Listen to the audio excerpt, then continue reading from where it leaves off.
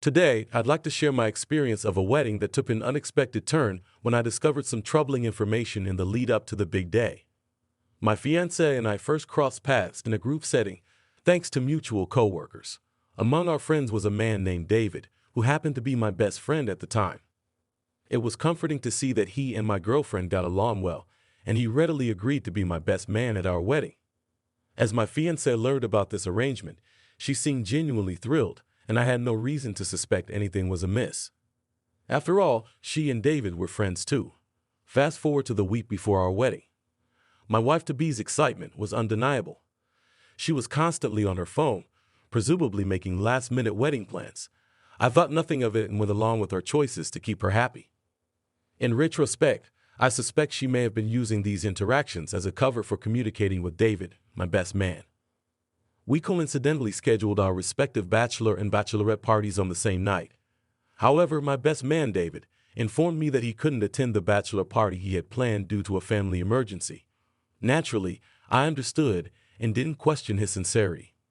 On the night of the bachelor party, my friends and I had a great time playing basketball, and later, we cleaned up and went to a fancy downtown lounge. I felt fantastic, and I hope my fiancé felt the same way. Although we were already living together at this point, we had decided to abstain from sex in the month leading up to the wedding, which proved to be quite challenging. During this time, we took turns sleeping on the pull-out bed in the living room. When I returned home after the party, I found my fiancé already asleep in our bed. She looked serene, but something on the floor caught my eye, a fancy cufflink. This puzzled me because neither of us owned cufflinks like that. I had only one pair, which didn't match this one. My suspicion grew, hinting that another man might have been in our bedroom. I began to feel overwhelmed and stressed. Just then, her phone vibrated on the nightstand. While she slept, I read her messages, and a conversation with David, my best man, stood out. They had exchanged texts, with the most recent one sent 4 hours earlier at 9 p.m. As I scrolled further up, I discovered that she had invited him to her bachelorette party, a deviation from the usual tradition.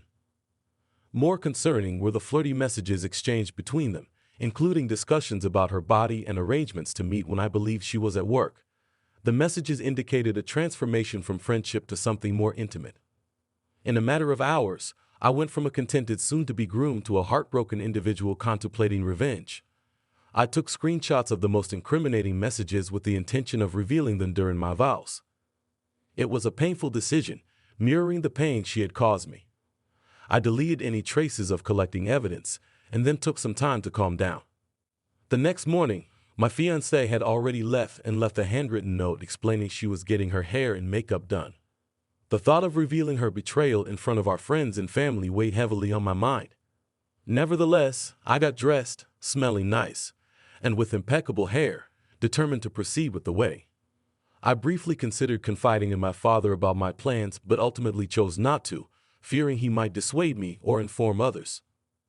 My best friend texted me, inquiring about my arrival at the venue. When I arrived, he greeted me warmly, though I was more interested in determining if he had cufflinks as he was missing one. Pretending to notice, I asked to see his cufflink up close, and to my amusement, it matched the one I had found. Suppressing my anger, I maintained a facade of ignorance, though he could see through it. After showing me the cufflink, I stared at him seriously for a few agonizing seconds, struggling to contain my emotions. Eventually, I broke the tension with a fake smile and assured him I was fine, emphasizing that it was my wedding day. I then walked into the venue. The events that followed were surreal.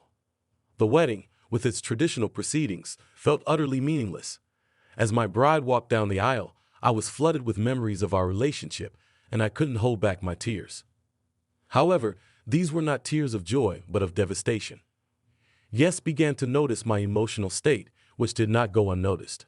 When it was time to read my vows, I chose to read aloud the incriminating messages exchanged between my fiancé and my best man.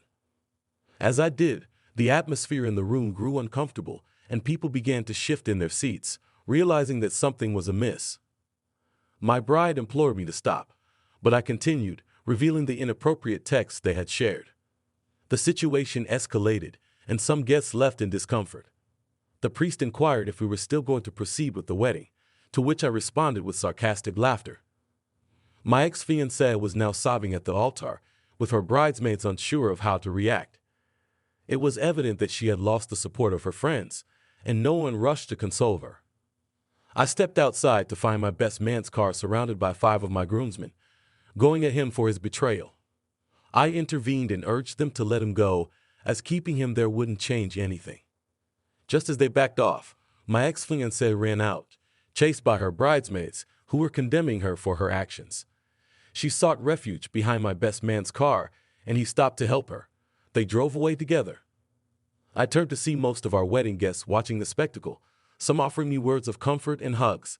It felt like an impromptu support group. My ex-fiancée and her best man received no support from those who had once been their friends. Subsequently, they moved out of state together, but only lived together for a year.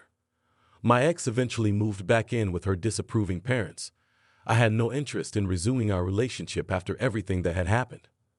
While I haven't started dating again, I've met a nice girl whom I plan to ask out. It's challenging to overcome the doubt that my ex planted in my mind about being with only one person, but I'm taking my time to build trust in new relationships.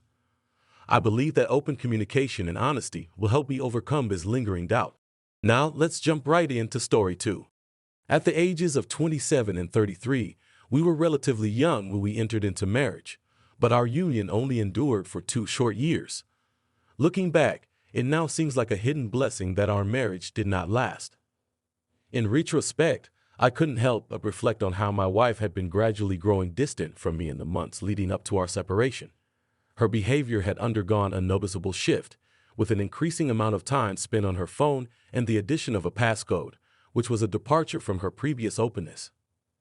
This change in her behavior struck me as unusual because both of us were deeply absorbed in our respective work, and I struggled to understand why she might be keeping someone at a distance. She had always been candid with me, but lately, she seemed reluctant to share the details of her day. The pivotal moment that marked the end of our marriage occurred during a small outing to a cabin, located nearly an hour away from our home. As we settled in, I plugged in my dead phone to charge it. However, when my wife requested a recipe for lunch, and I needed to use her phone since mine was charging, a WhatsApp notification caught my eye, revealing messages exchanged between her and someone I did not recognize. Curiosity led me to investigate further, and I discovered a series of messages that initially seemed harmless, inquiring about each other's well-being and expressing longing. However, the tone soon took a disturbing turn, culminating in a message that left me in shock. "I can't get enough of how great you make me feel." In that moment, disbelief washed over me, and I quickly snapped a screenshot, determined to uncover the truth. Quietly, I left the room, clutching her phone tightly, my emotions in turmoil. In the following hours, I gathered more evidence, including messages professing love and plans to meet up. With my mind racing and my heart heavy, I left the cabin without saying a word to my wife, increasing the screen timeout on her phone to ensure access. As I drove, I contemplated my uncertain future and the lingering fear of betrayal by someone I deeply cared for. In a bold move, I used her phone to craft a message to her secret lover, arranging a meeting at a specific time and place. To my surprise, he agreed to the meeting, and I prepared myself for a confrontation, uncertain of what might transpire. Upon meeting him at the designated location, I recognized him from the pictures and videos I had found. I approached him, concealing my true identity initially, but I soon revealed myself and confronted him about his involvement with my wife. He admitted to their relationship, confessing his love for her. At that point, I realized I no longer wanted to be a part of this painful triangle. I told him he could have her, grateful that he had unwittingly relieved me of potential alimony payments. I thanked him, reported her whereabouts, and asked him to take her away. As I returned home, I reflected on the situation, finding comfort in the fact that we had signed a prenuptial agreement that protected my assets. Seeking support and legal advice, I reached out to my best friend, who not only provided me with temporary housing, but also connected me with a divorce attorney. While waiting for my friend, my wife unexpectedly returned home with her lover. Instead of directing her anger toward her lover, she turned her fury on me, unaware that he had overheard her denials. He left, and I firmly told her to pack her things and leave the house, which rightfully belonged to me. As I walked away from my home, I felt a mixture of relief and sadness, but I knew that ending the marriage was the right decision. Ultimately, I found happiness with someone else, and we are now expecting a child. My newfound relationship is built on trust and affection, providing me with the solace I desperately needed. Looking back, I am thankful for having the courage to leave my ex-wife and not attempting to reconcile, as it ultimately led me to find genuine happiness. Despite the betrayal, I have emerged stronger and wiser, leaving behind a hectic chapter of my life. My story serves as a reminder of the consequences of infidelity and the importance of seeking happiness and closure.